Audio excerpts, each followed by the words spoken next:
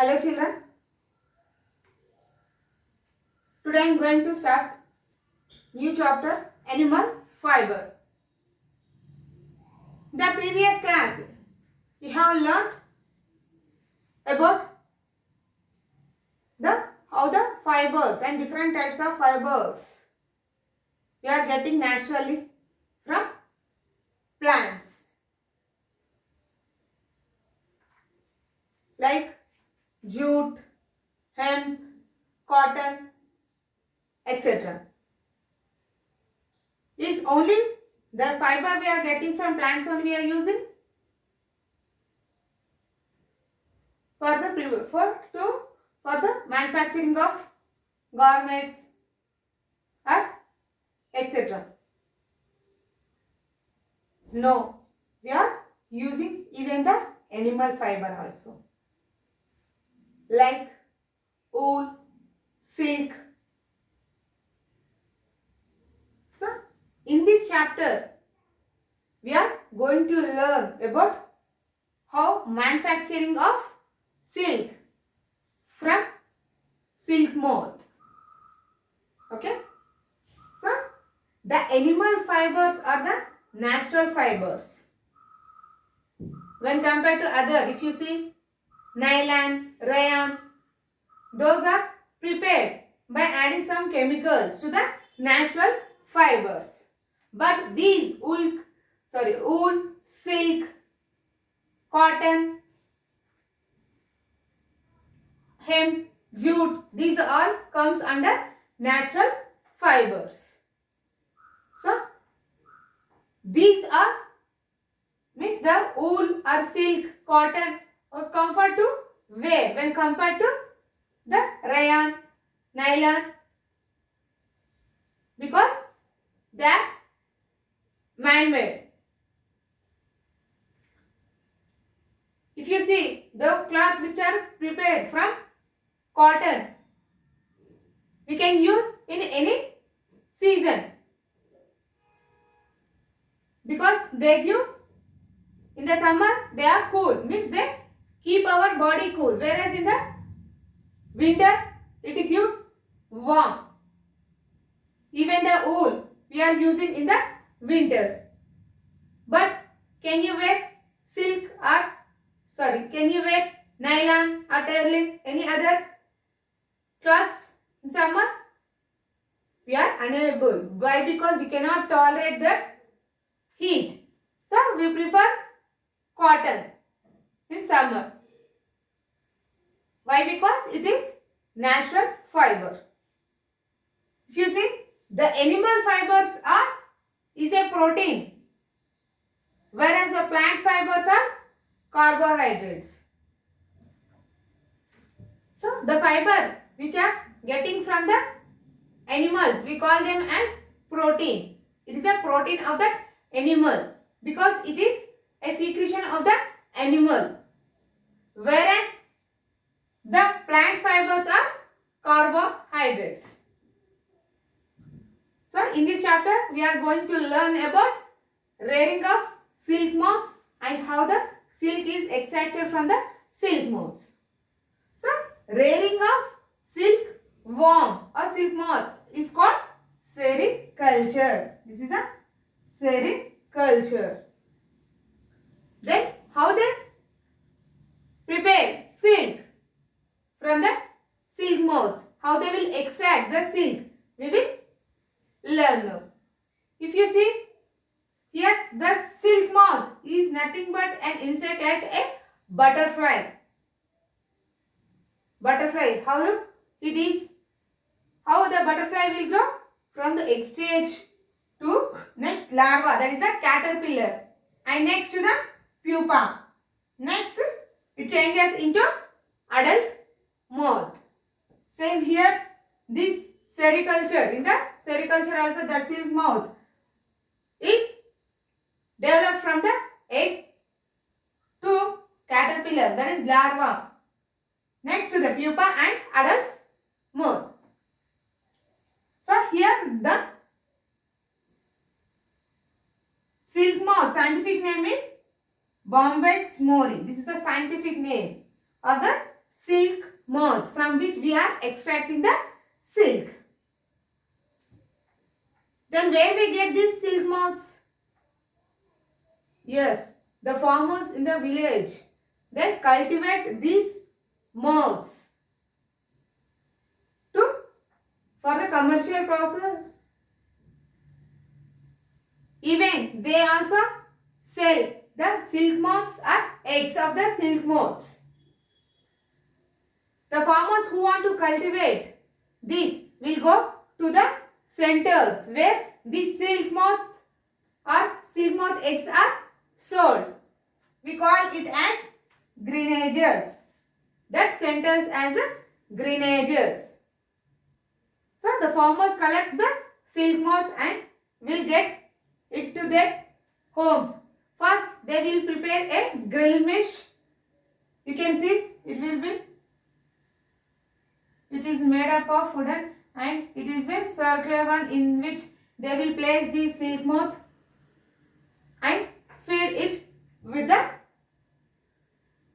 mulberry leaves.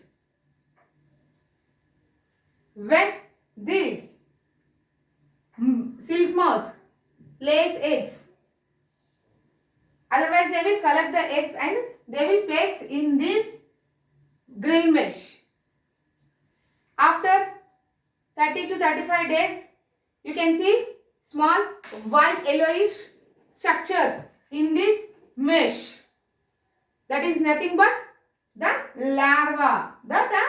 We call them as larva. Then in the stage of larva, at the stage of larva, the larva eat more food when compared to adult. Why? Because for the growth. So the farmers not only cultivate these silk moths to feed them, they also cultivate the mulberry trees. So they will collect the leaves of that mulberry leaves and they will cut into small pieces and will throw on this mesh. So the larva fed on these mulberry leaves and increases in its size. Then the farmer will collect the larva, means the increased size. They will separate it. They will sort them into different measures based on the size which are grown. They will separate. Why? Because they are ready to form the cocoon. So they will separate the larger larva from the mesh and keep in the separate mesh. So then the larva which has grown will form the silk throughout the body. Means the body is covered with the silk, the own silk. Then they will appear like an egg, but the larva is present inside the egg. That is nothing but the cocoon. We call it as cocoon. We call them as cocoon. Chilakalu. In Telugu, they will call them as chilakalu.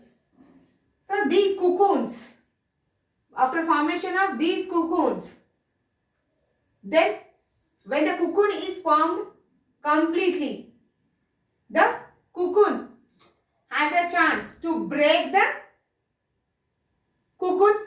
Sorry, the larva. Or how can you estimate that silk moth is formed? Means after this larva, when the cocoon is formed, we don't know the next stage. So here the silk moth which is formed inside the cocoon. Why? Because the larva formed the cocoon, a coat of silk around its body. Means the body of the larva is completely covered. So we don't know the stage. Then it increases inside and will form the adult moth. Then the moth is ready to fly. Then that silk moth is ready to fly. So it will break the cocoon and want to happens then? There is a loss to the farmer. Why? Because if it breaks, the farmer may not extract the silk, full silk, because it is nothing but it is 1,000 meters. That cocoon is made up of thousands of meters. If it is breaks, it forms pieces. They cannot reel. They cannot reel the cocoon. Means they cannot prepare full cocoon into silk. So this is a disadvantage.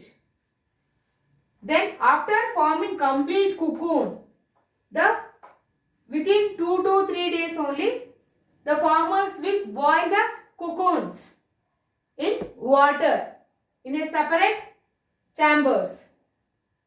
Why? To kill that cocoon. Sorry, kill that silk moths.